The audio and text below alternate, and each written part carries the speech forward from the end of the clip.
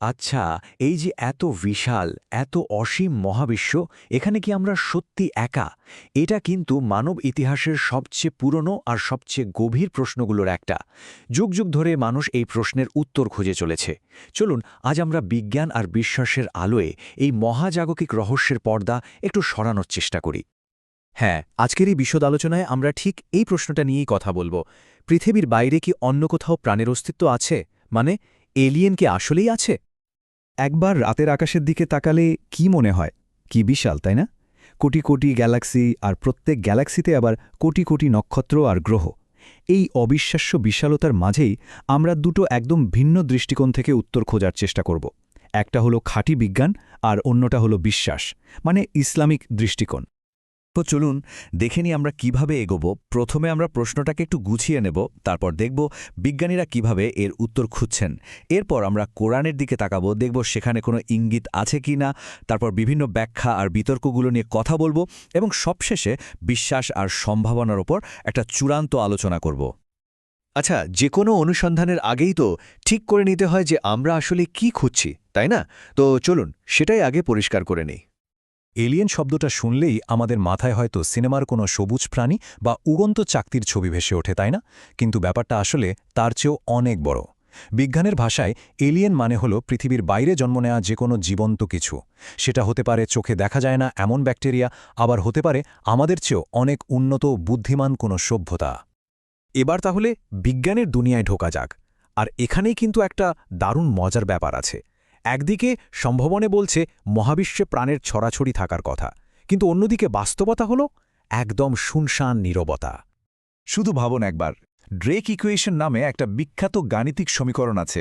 সেই সমীকরণ অনুযায়ী শুধু আমাদের নিজেদের গ্যালাক্সি মিল্কি ওয়েতেই 1000 থেকে শুরু করে 10 কোটি পর্যন্ত এমন গ্রহ থাকতে পারে যেখানে আমাদের মতো বুদ্ধিমান সভ্যতার জন্ম হওয়া সম্ভব।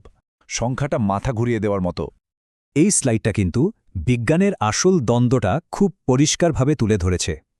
একদিকে পরিসংখ্যান বলছে প্রাণের অস্তিত্ব থাকাটা তো প্রায় নিশ্চিত, কিন্তু অন্যদিকে নাসার মতো সংস্থাগুলো দশকের পর দশক ধরে মহাকাশে কান পেতে আছে, টেলিস্কোপ দিয়ে খুঁজে চলেছে, কিন্তু এখন পর্যন্ত কোনো নিশ্চিত প্রমাণ পায়নি। জিরো। একেই বিজ্ঞানীরা মজা করে বলেন ফার্মি প্যারাডক্স।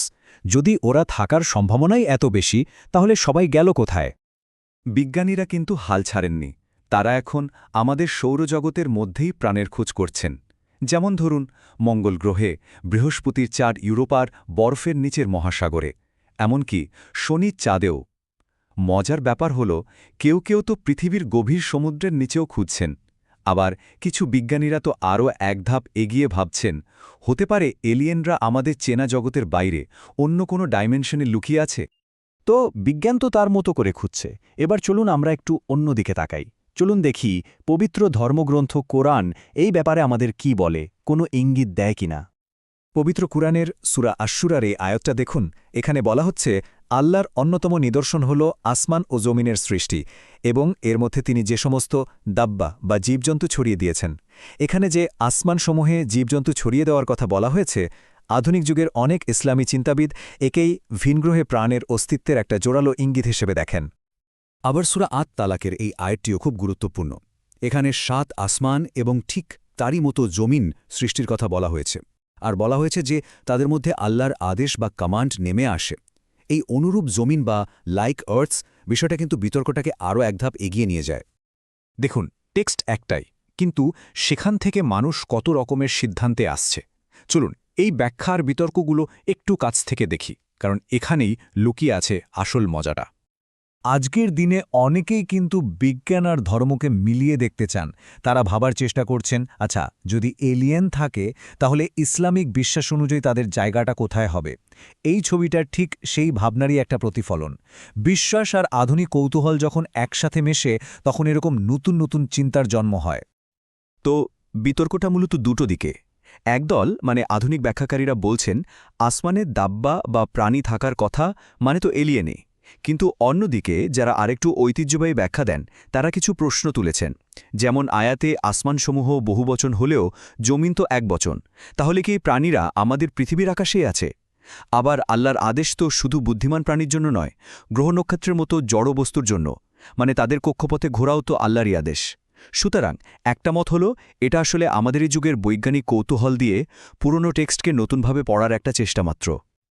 আচ্ছা, একটা প্রশ্ন ভাবা যাক, যদি এলিয়েন আসলেই থাকে তাহলে তারা কি আমাদের চেয়ে উন্নত হবেই, নাকি এর অন্য কোনো সম্ভাবনাও আছে? এখানে একটা বেশ ইন্টারেস্টিং ধর্মতাত্ত্বিক যুক্তি আছে। যুক্তিটা হলো, যদি এলিয়েন থাকেও তাদের বুদ্ধিমত্তা সম্ভবত আমাদের চেয়ে কম হবে। কেন? চলুন ধাপে ধাপে দেখি। ১. কুরআন আর নবী মোহাম্মদ সাল্লাহকে আলামিন বা সকল জগতের জন্য পথ প্রদর্শক বলা হয়েছে। ২. যদি বুদ্ধিমান এবং কাজের জন্য জবাবদিহি করতে বাধ্য এমন এলিয়েন থাকে তাহলে এই বার্তা তাদের কাছেও পৌঁছানো উচিত। ৩. কিন্তু তারা তো এই বার্তা পায়নি, আর আল্লাহ এমন কোনো প্রাণীকে তার কাজের জন্য দায়ী করবেন না যার কাছে কোনো বার্তাই পৌঁছায়নি, কারণ সেটা তো অবিচার হবে। সুতরাং এই যুক্তির শেষ ধাপ হল, যদি এলিয়েন থেকেও থাকে তারা মানুষ বা জিনের মতো বুদ্ধিমান আর জবাবদিহিমূলক প্রাণী নয়, বরং পশুপাখি বা গাছপালার মতোই কোনো প্রাণী। বিজ্ঞান আর বিশ্বাস, এই দুটো পথ ধরে এতদূর আসার পর আমরা এখন কোথায় দাঁড়িয়ে আছি? চলুন সবটা মিলিয়ে একটা শেষ কথা বলা যাক। ব্যাপারটা বেশ মজার। দুটো ভিন্ন পথ, কিন্তু আমাদের প্রায় একই জায়গায় নিয়ে আসছে। বিজ্ঞান কি বলছে? সম্ভাবনা অনেক, কিন্তু প্রমাণ শূন্য। খোঁজ চলছে। আর ইসলাম? সরাসরি কিছু বলা নেই, কিন্তু কিছু আয়াত এমন ইঙ্গিত দেয় যা তাদের অস্তিত্বের সম্ভাবনাকে নাকচ করে না। আর যদি তাদের পাওয়াও যায়, তাতে মূল বিশ্বাসে কোনো আঘাত আসবে না। মানে মূল কথা হলো, বিজ্ঞান বা কুরআন কোনোটিই কিন্তু আমাদের পরিষ্কার করে হ্যাঁ বা না বলছে না। উত্তরটা এখনও রহস্যেই ঘেরা। শেষ পর্যন্ত আমরা যে পথেই খুঁজি না কেন, বিজ্ঞানের পথে বা বিশ্বাসের পথে, আমরা একই সত্যের মুখোমুখি হই। আর তা হল, এই মহাবিশ্ব অকল্পনীয়ভাবে জটিল, বিস্ময়কর আর রহস্যে ভরা, যার পেছনে আছেন এক সর্বশক্তিমান স্রষ্টা। তাহলে শেষ করার আগে একটা প্রশ্ন রেখে যাই। ভাবুন তো, যদি কোনোদিন সত্যিই তাদের সাথে আমাদের দেখা হয়, সেই ঘটনাটা কি আমাদের বিজ্ঞানকে প্রশ্নের মুখে ফেলবে, নাকি আমাদের বিশ্বাসকে আরও মজবুত করবে? ব্যাপারটা কিন্তু ভাবার মতো, তাই না?